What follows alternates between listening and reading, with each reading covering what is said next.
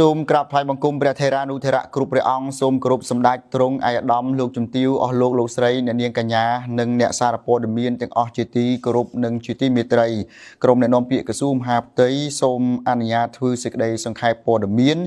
ផលប៉ះពាល់លើតំបន់ស៊ីវិលការស្លាប់ការរបួសពលរដ្ឋស៊ីវិលការខូចខាតហេដ្ឋារចនាសម្ព័ន្ធរូបវន្តស៊ីវិល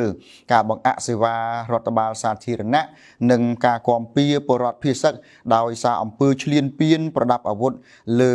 ដែនអធិបតេយ្យរបស់ប្រជាណាចក្រកម្ពុជានៃល្មើសនឹងច្បាប់អន្តរជាតិក្បត់នឹងបទឈប់បាញ់របស់ថៃដោយគិតពីម៉ោង6ល្ងាចថ្ងៃទី12ខែធ្នូឆ្នាំ2025មកដល់ម៉ោង7ព្រឹកថ្ងៃទី13ខែធ្នូឆ្នាំ2025ជាអាចដូចតទៅខេត្តឧត្តរមានជ័យសភាពការសមរភូមិគឺចាប់ពីវេលាម៉ោង6:20នាទីនៃយប់មិញនេះគឺថាទាហានថៃបានបន្តប្រើប្រាស់អាវុធធុនធ្ងន់បាញ់ផ្លោងចូលភូមិសាស្ត្រជប់កគីប្រាសាទតាមាន់ធំថ្មដូនប្រាសាទតាក្របីស្រុកបន្ទាយអំពិលអូស្មាច់ក្រុងសំរោងជាដើមចំណែកឯផលប៉ះពាល់គឺប្រជាពលរដ្ឋស្លាប់គ្មានថ្មីនោះទេ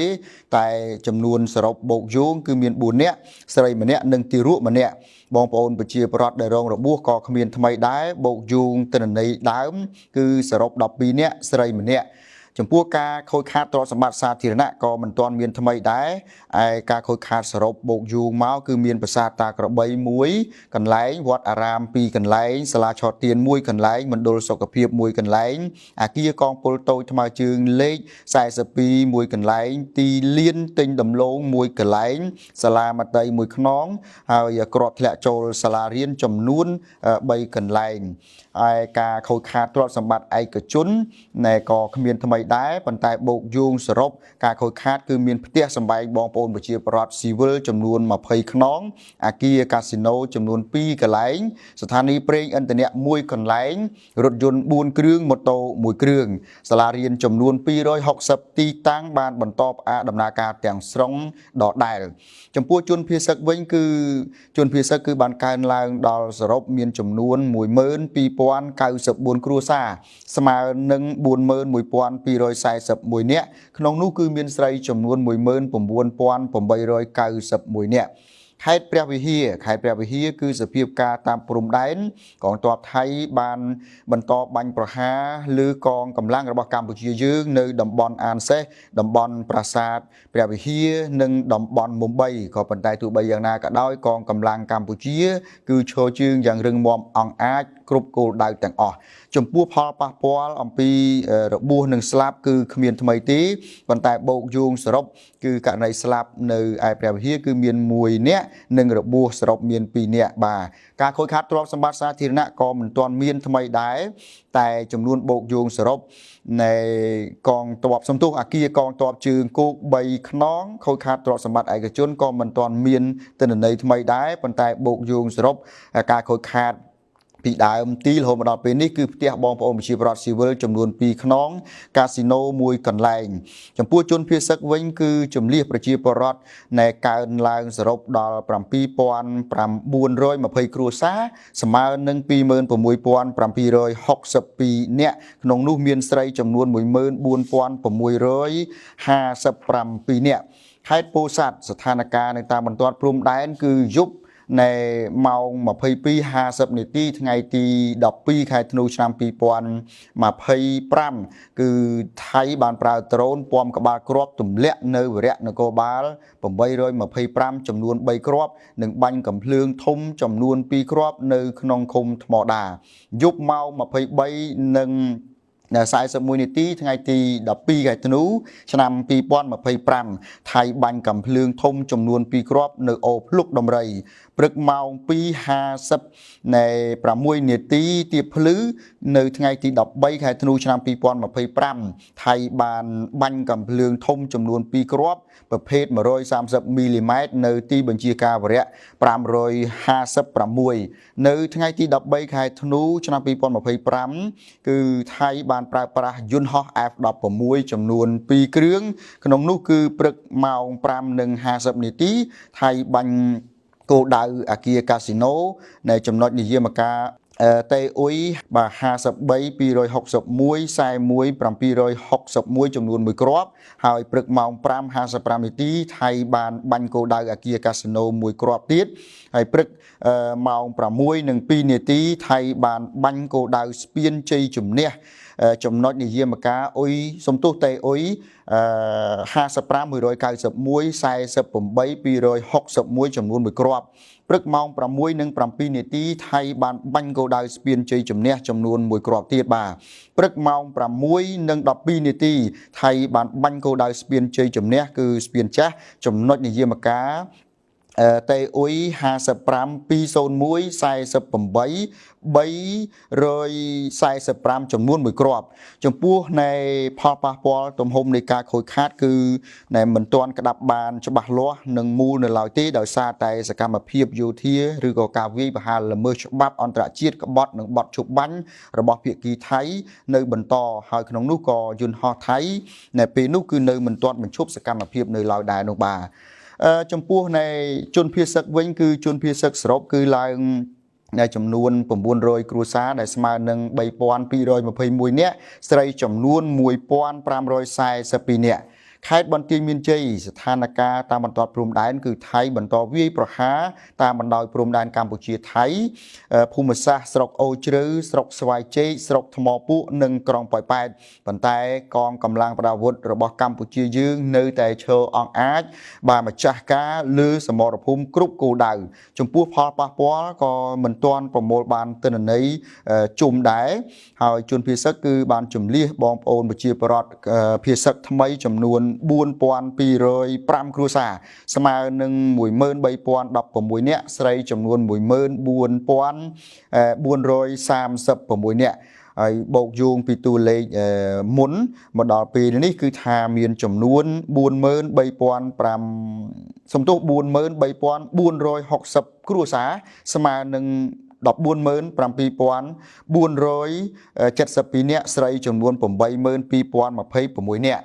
ខេត្តបាត់ដំបងសភាពការតាមសមរភូមិគឺស្ថិតនៅក្នុងសភាពប្រុងជើងការខ្ពស់ហើយកងកម្លាំងរបស់កម្ពុជាយើងបាទត្រៀមលក្ខណៈប្រចាំនៅគោលដៅនីមួយ24ម៉ោងលើ24ម៉ោងដោយភាពអង្អាចក្លាហានដើម្បីការពារអធិបតេយ្យរបស់កម្ពុជាចំពោះផលប៉ះពាល់គឺចំនួនប្រជាពលរដ្ឋស្លាប់របួសគឺគ្មានទេសម្រាប់តួលេខពីម៉ោង6ល្ងាចមកដល់ម៉ោង7ព្រឹកនៃថ្ងៃទី13ខែធ្នូឆ្នាំ2025នេះបាទចំពោះការខូចខាតក៏គ្មានថ្មីដែរប៉ុន្តែសរុបយោងការខូចខាតតាំងពីដើមគ្រារហូតដល់ពេលនេះគឺរោងស្នាក់នៅកងទ័ពកម្ពុជាបាទបង្គោលអង្គតែនឯជនភៀសសឹកវិញគឺបានរៀបចំទីជម្រកសុវត្ថិភាពចំនួន23ទីតាំងនិងនៅជំលះនៃបងប្អូនភៀសសឹកសរុបចំនួន7587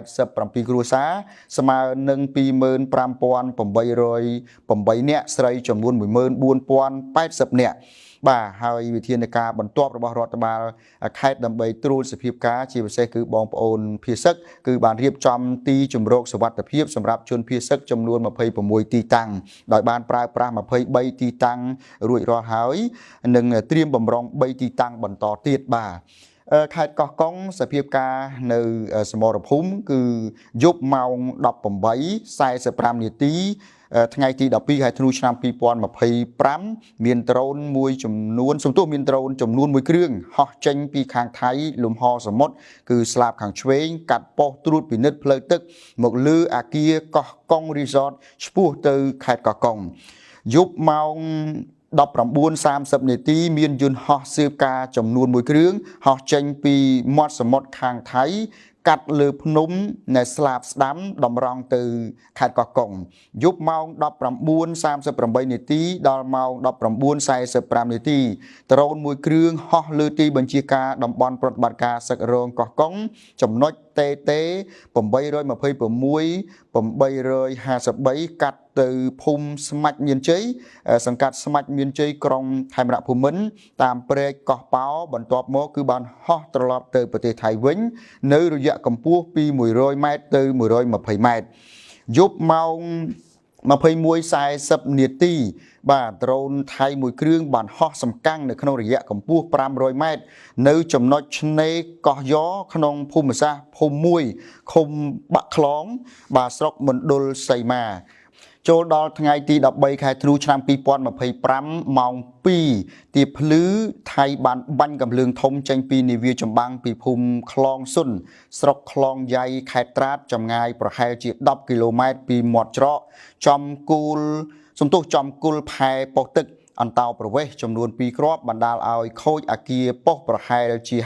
50%បង់អង្គុយនិងដើមឈើនិងកោះយ៉ងចំនួនប្រហែលជា6គ្រាប់និងឆ្នេរនៃបាក់ខ្លងប្រហែលជា20គ្រាប់រហូតដល់វេលាម៉ោង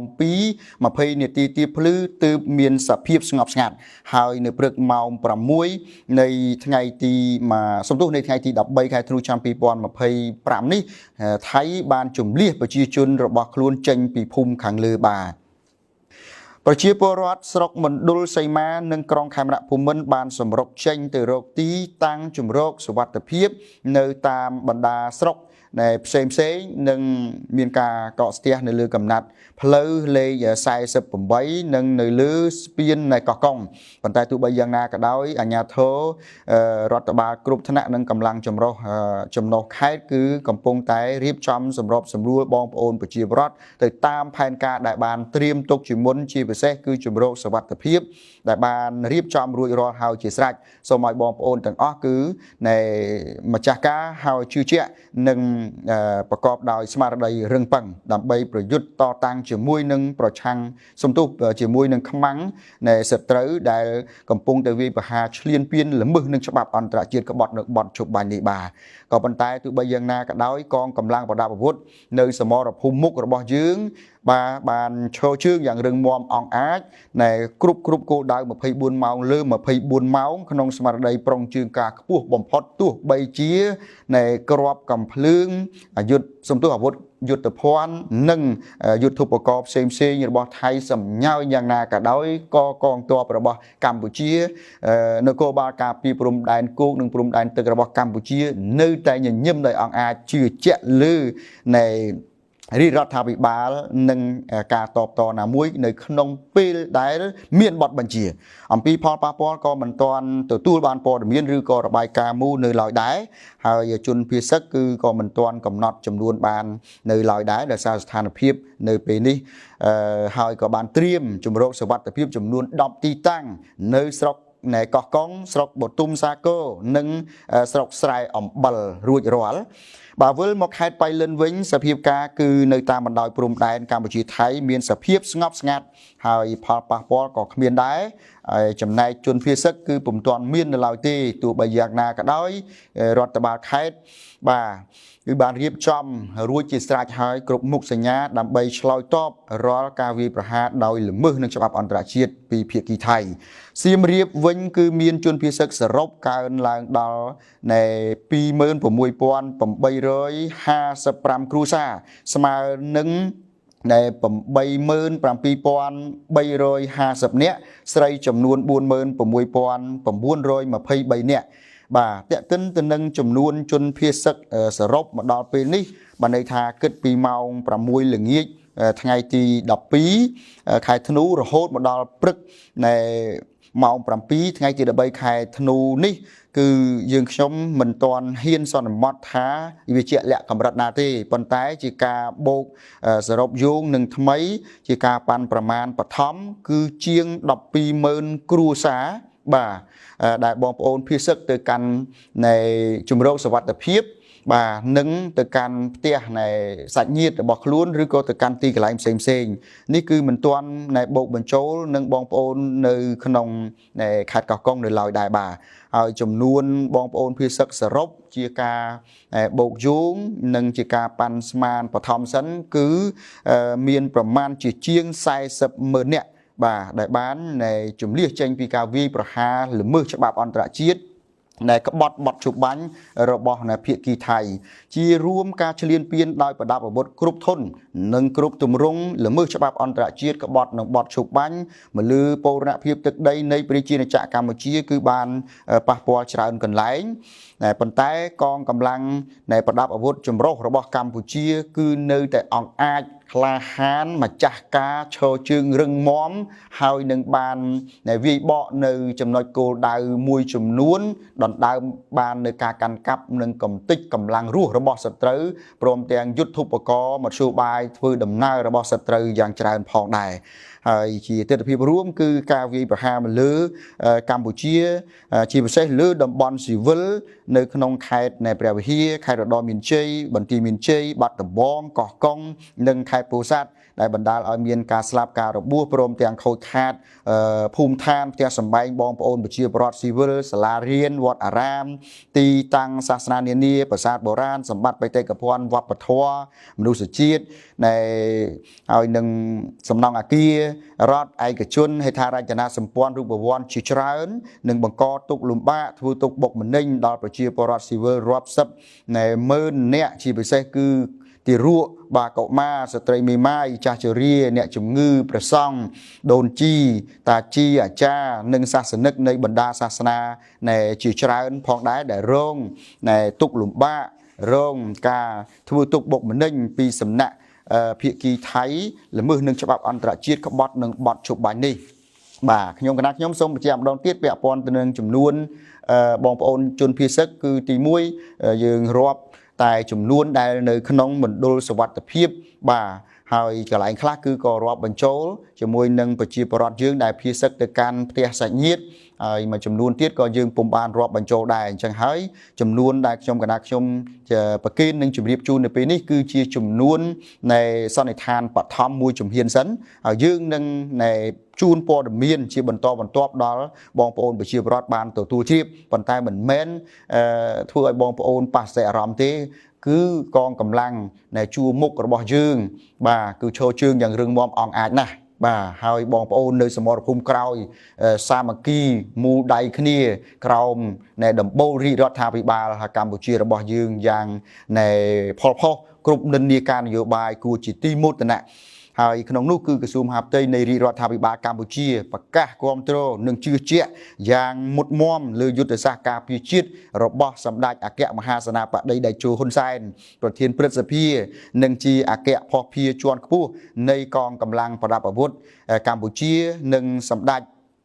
มหาบวรถือประเดี๋ยวหุ่นมาในนิยุรัฐมนตรีดอกอังอาสวาฮับประกอบโดยปฏิพินระบอบชีตหนึ่งประชิจุนกล่าวการดักนวมบัญชีประกอบโดยยุทธศาสตร์บานหนึ่งการดอลอยู่บอลประกอบโดยบอดวิสาวจุนโจพงผู้ระบบสำนักจังทวี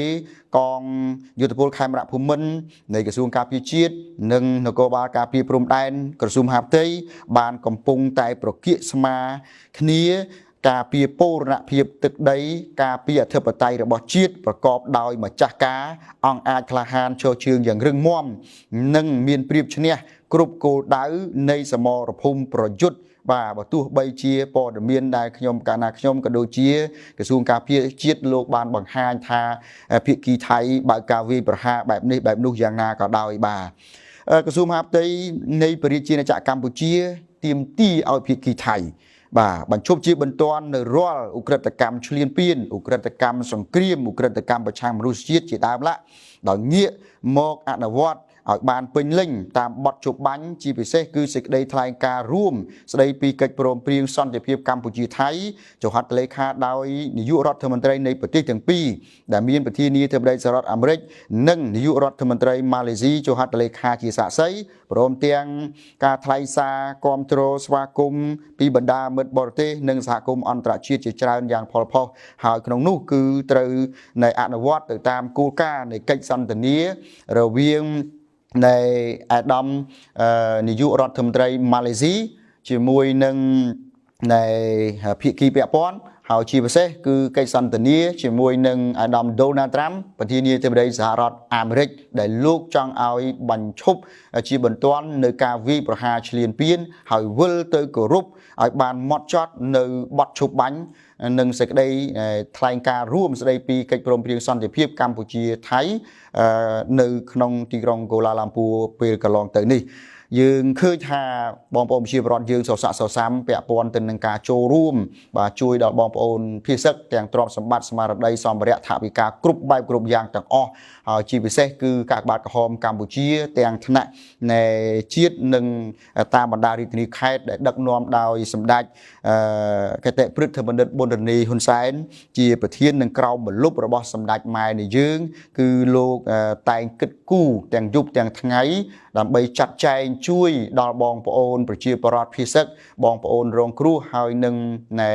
មន្ត្រីនិងក្រុមការងារពាក់ព័ន្ធនៅតាមបណ្ដាខេត្តហើយនឹងកងកម្លាំងរបស់យើងផងដែរខ្ញុំកណាខ្ញុំសូមអនុញ្ញាតបញ្ចប់ត្រឹមប៉ុណ្ណេះហើយខ្ញុំកណាខ្ញុំនឹងធ្វើសេចក្តីសង្ខេបជូនជាបន្តបន្ទាប់នៅពេលរសៀលទៀតសូមក្រាបថ្វាយបង្គំលានិងសូមជម្រាបលា